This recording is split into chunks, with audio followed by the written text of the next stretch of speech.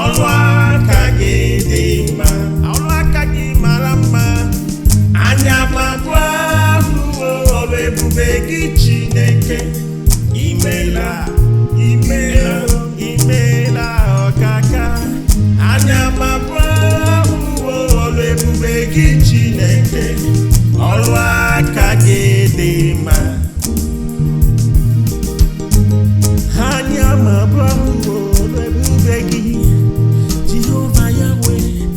O kwerekwana ya, ọ dị n'ebe Juda. Jehova Yahweh, ọrụ aka gị dị mma.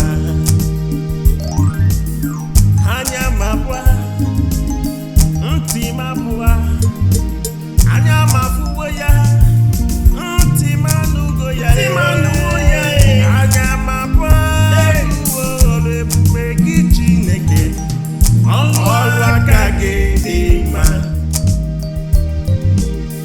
Anya mabụ ahụwo ọrụ ebube gị Chineke.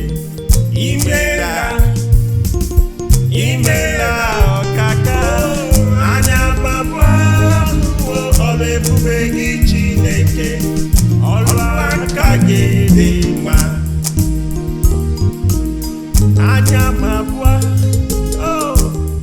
anya mafụgo ya, ọrụ ebube Chukwu. Ihe ọma na-emere m, ana masị gị, ana masị gị daalụ, ana masị gị mama. Ana m ebuli ike, ọ dị m ebe Juda. Ana masị gị nọ, lụrụ ka bọọlụ ọma gị. Lụrụ ya o. Afụwo ọrụ ebube gị Chineke. Ọrụ aka gị dị mma. Anya m afụgo ya Jehova.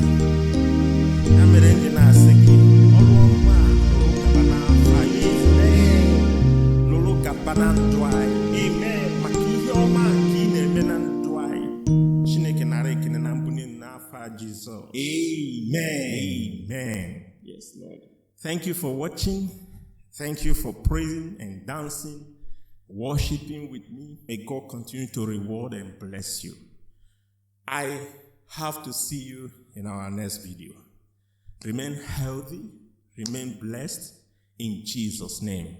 Bye. Amen. Comment down below.